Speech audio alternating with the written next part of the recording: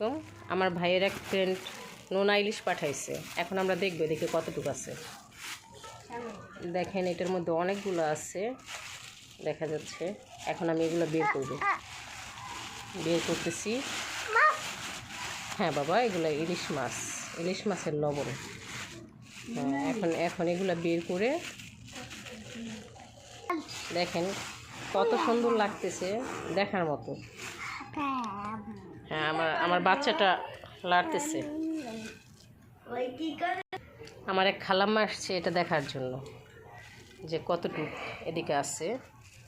এখন হচ্ছে এটা আমরা এদিকে দুইটা আছে, দুইটার মতো আছে।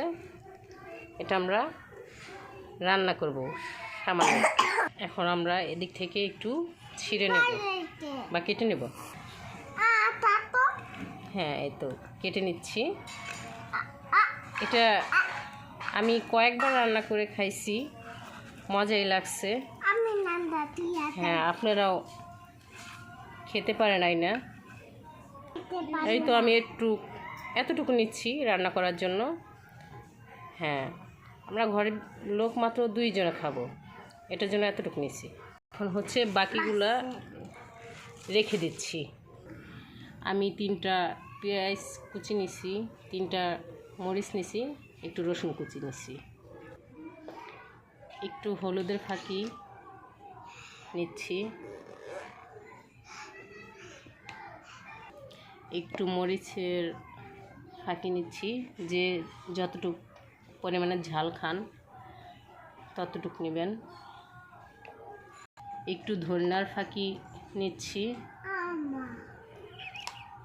যেহেতু এটা লবণের ইলিশ মাছ, এটার জন্য আমি সামান্য একটু লবণ নিব। বেশি দিলে খাওয়া যাবে না, এটার জন্য সামান্য একটু লবণ।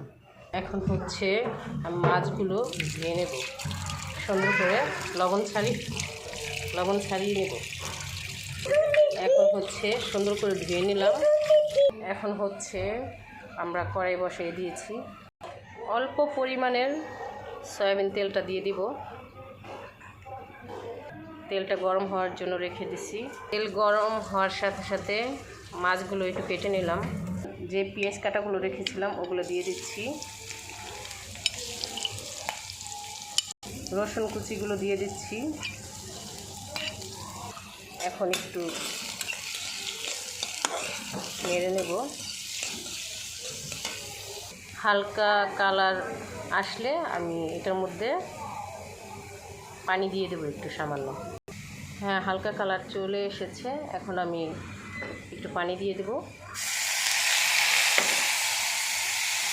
এখন আমি হলুদের গুঁড়োটা দিয়ে দেব, তারপরে মরিচের গুঁড়োটা, তারপরে হচ্ছে আপনার ধনিয়ার গুঁড়ো। 3টা মরিচ কেটে রেখেছিলাম সেটাও দিয়ে দেব। এখন ভালো করে একটু নেড়ে নেব।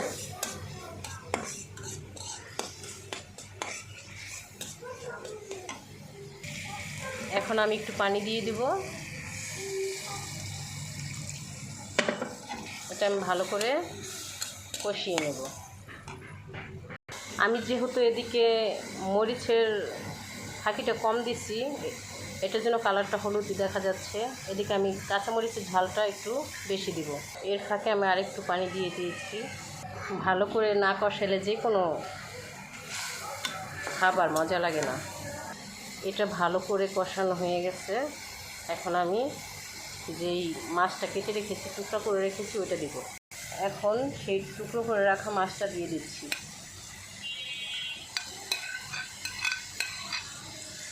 একটু ভালো করে কষিয়ে নেব।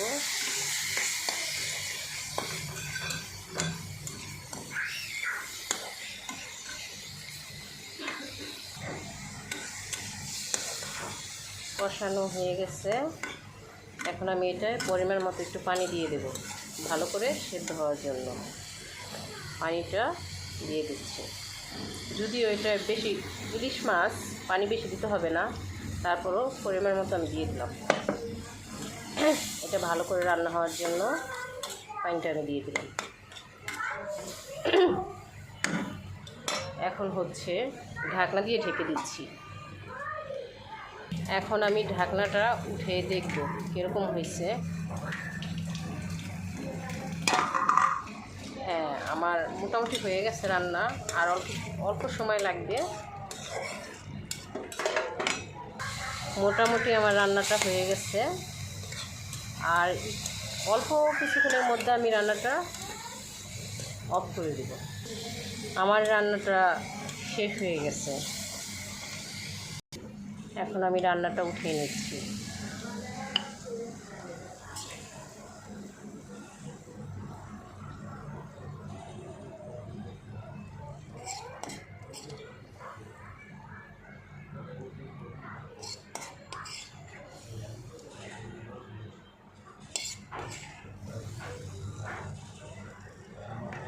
আমার উঠানো হয়ে গেছে, আমি একটু ভাত নিয়ে নিচ্ছি।